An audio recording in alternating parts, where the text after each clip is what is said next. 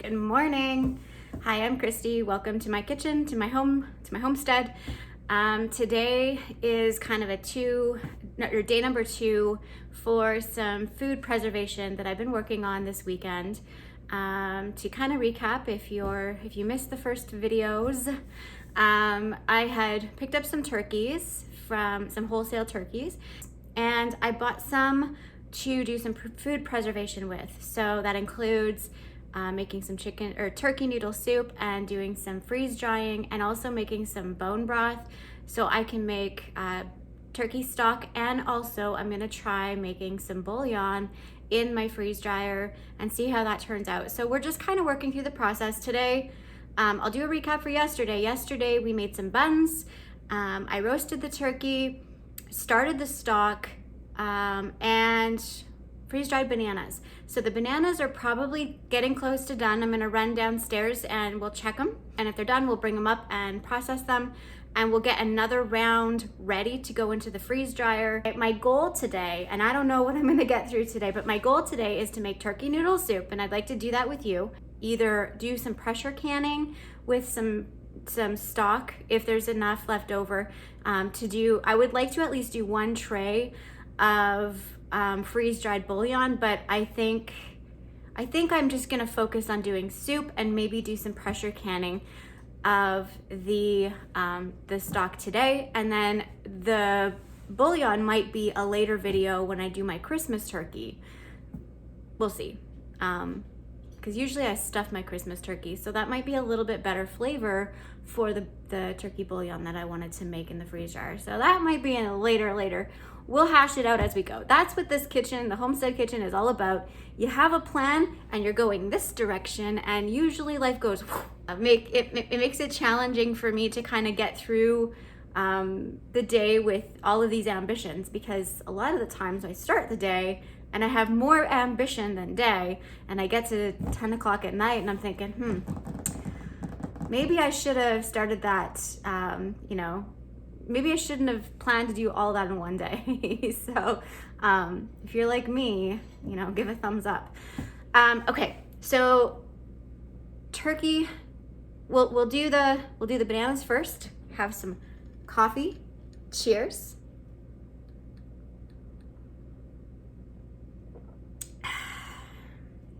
And we will go and take a look and see if we can find some finished bananas downstairs. One more swig. It was a long night. So I thought they would be done by now, but it's still in the drying process. It's not even in final dry yet. So that means we probably got quite a bit of time yet before that's ready to pull out. So, let's do, see, this is what I mean. On Homestead, you always have a plan, and then it's like, nope, that's not gonna work today. So you gotta rehash your plans over and over and over. So I'm going to go and we'll start working anyways on the soup. We'll start chopping veggies. We'll go get some stuff out of the food storage and get going with that, so we have it ready at least when this freeze dryer is finished, and then we can pop it in there and get her done. Let's get her done. Let's get to work, guys. Let's get to work.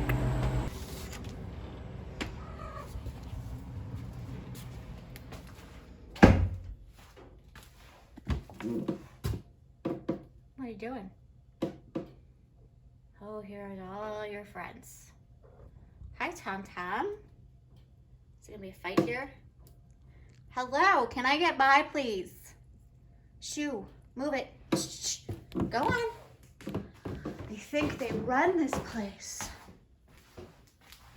Okay. Let's grab. I'm just gonna do 1 onion. No, I'll take them both. I will take them both. I only have 2 left, so last 2. Oh, hello. These aren't for you. I'm sorry. Excuse me.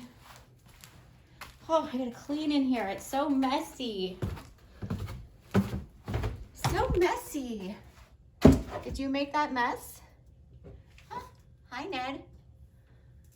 barn cats decided to live in the house or in the car garage because they found the doggy door. At least we don't have any mice. What'd you say? What? What? What'd you just say? Sadie. Woo, woo, woo. Woo, woo, woo. What are you doing? All right, well, let's check the turkey broth and see how that's doing. And hopefully we'll be able to do something today that was on my list.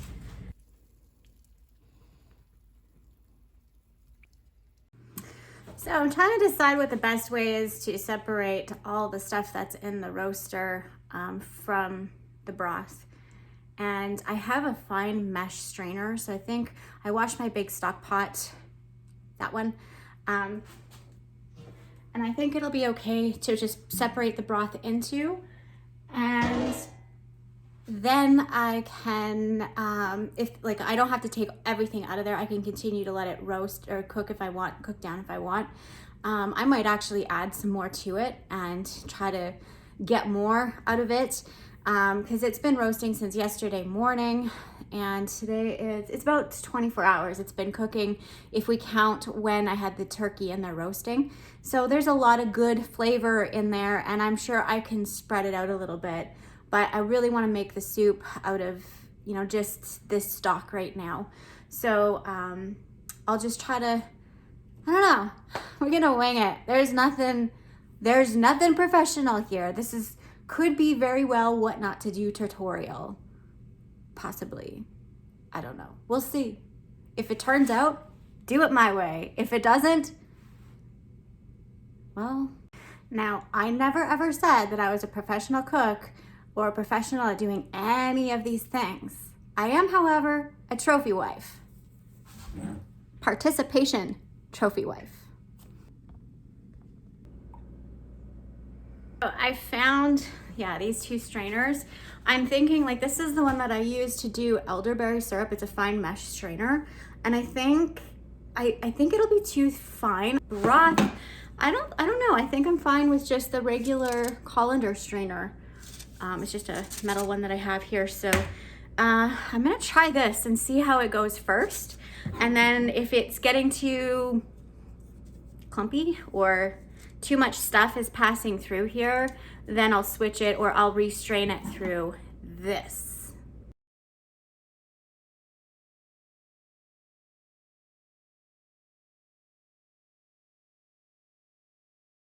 So I think this is gonna be plenty of broth right here to do the soup, and I'm going to add more water and let this roast some more.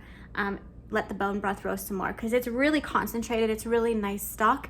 So that's what I'm gonna do. I might add a few more veggies and stuff in here too, just to kind of liven it up again and freshen it up. I'm gonna try to get a ginormous batch of stock out of this because it looks pretty good. So that's what I'm gonna do.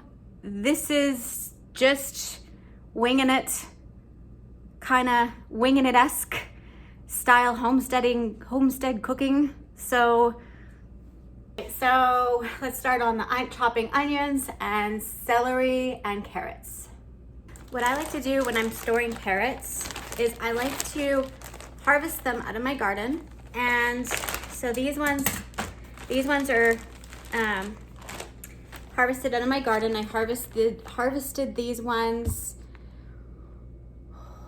September something. It was like the end of September, just before we started to get snow. And so I harvested these, and what I did is I just pulled them out of the ground, and I just popped off the top and rinsed them off. Like I put them in a basket, and then I rinsed them off outside with good clean water from like our tap water. And then I took a dry paper towel and I placed it inside of the bag, and then put all of my carrots in there and just put it in the crisper in my fridge. But these are super, super, super crisp. Like this is a big one.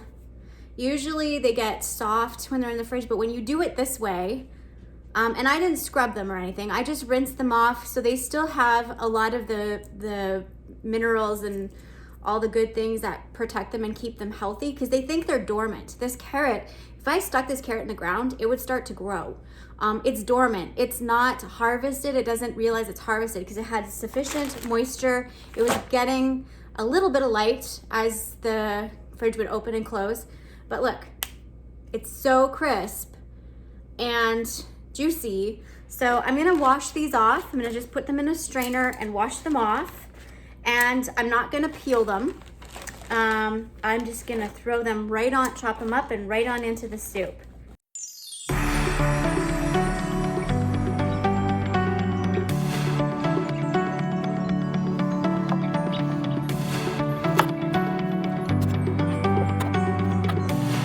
These little bits, I'm just gonna put them straight on into the chicken stock.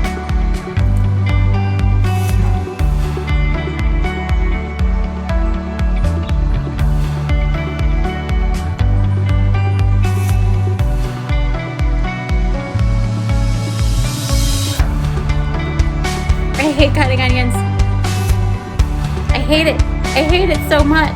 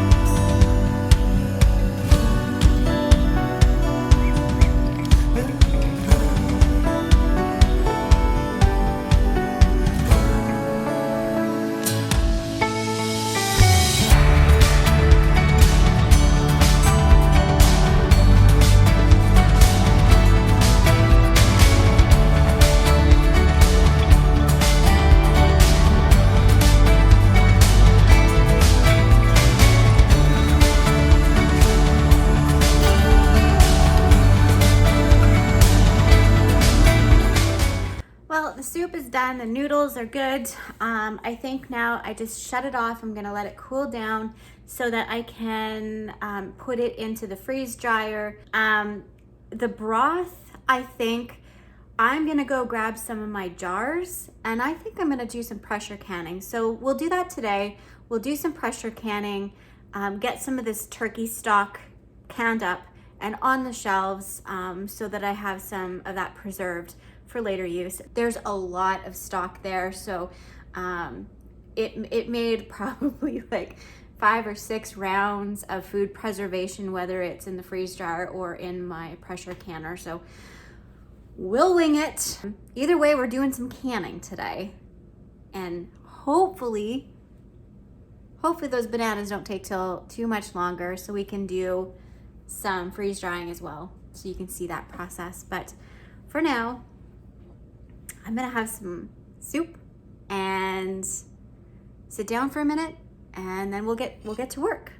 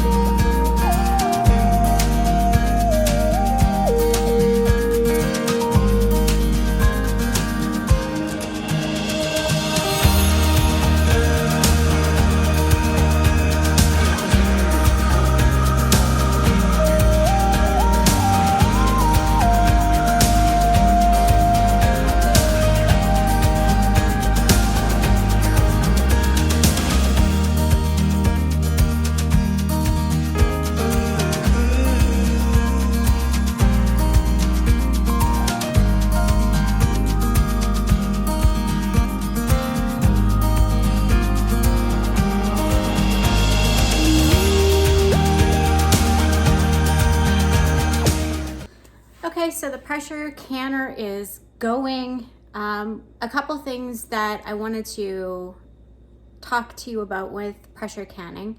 Now, it is a little bit daunting sometimes when you're just getting started with a pressure canner, but I myself was one of those people that was a little bit skittish, but I am very, very comfortable. This pressure canner has safeties, so if something does happen, it's not going to make a big kaboom.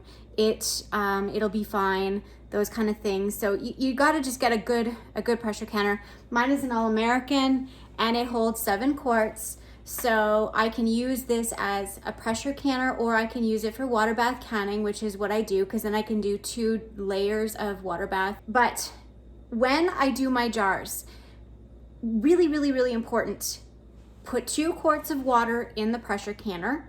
Add vinegar so your jars don't turn colors or whatever. Then make sure you turn on, if you have hot contents going into your jars, make sure you turn on your pressure canner to bring up some of the temperature of the water as you're setting your stuff down into the pressure canner.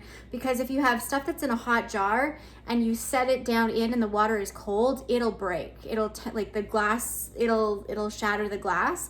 So you want to make sure. I had this turned on and heating up while I was filling the jars, and when it got really warm, I shut it off. And so as I was filling the jars, they were both boiling about the same time. So the water in the pressure canner was boiling at the same time that the stock was boiling. And so they were both, the stock was extracted and that was turned off while I was, all at the same time. So they have a very similar temperature, which was why I was able to take really hot jars and put them into the pressure canner. You noticed when I had paper towel inside the jars, the reason I was doing that is because there was a lot of fat on the broth. So I wanted to make sure that I wasn't going to put that in the canner and can it up, because sometimes it's not really considered, it's controversial, but it's not really considered safe. And I don't really like a really fatty broth anyways. So I wanted to extract some of that fat that was floating on the top of the jars. There'll still be some fat in the jars. I'm never, unless I let it solidify and then scrape it off from cool and then do it again. I could have done that, but I just don't want to be doing this another day later. So I wanted to just get it done today, and that's just how I do it. Just the easiest to just dip some paper towel and it sucks up the fat off the top layer and you discard it and it's done. So that's how I do it. I always wipe my rims with vinegar. Very important step. And when you wipe your rims with vinegar, you're cutting any grease that is between the jar and the seal, so you're guaranteeing a better seal for yourself. You're not setting yourself up for failure. You always want a good seal. Grease and oil will prevent your jars from sealing, so that's one step you really want to do all the time. So that's about it. It's really simple. I find that pressure canning is extremely simple. And so I'm just gonna let it do its thing. So I dumped all of that into the strainer. I'm gonna let it strain through. There's lots and lots and lots of really good meat and fat and skin in there. And I'm going to, once it's cooled down, I'm gonna pull all the usable stuff, extract the bones and discard the bones, but the usable meat, I'm going to keep that to the side for my dogs. Okay, so now it has started to vent. And what that means is steam is starting to come out of this little vent. So when you hold your hand over it, you can feel it. You can kind of see, I hope you can see that. So yeah, it's venting. So we're gonna let it vent for 10 minutes. And once that's vented for 10 minutes, I'm gonna put this on and set the timer for 25 minutes at 15 pounds, that's the thing on there, but we have to wait for it to vent for 10 minutes first. Okay, so now it is vented for 10 minutes. So I'm going to put the gauge on at where it says 15, because that's what I need for my altitude. And I'm gonna wait until this starts to make a rattle sound, and then I'll start the timer for 25 minutes. All right, so it has come up to pressure. So I'm just going to slightly reduce just slightly, so we don't have any fluctuation inside. Just really, really slowly change or drop the temperature. And I want it to kind of go into a rhythm where it's doing that rattle and venting, and holding approximately 15 pounds of pressure. So that's the goal. And so I'm going to start the timer right now for 25 minutes. And once that timer goes off, we are just going to shut off the heat and let it sit, not touch a single thing until it's completely cooled down. So I think that's a wrap for today. I'm going to end this vlog now, and I will come back with the rest of this tomorrow.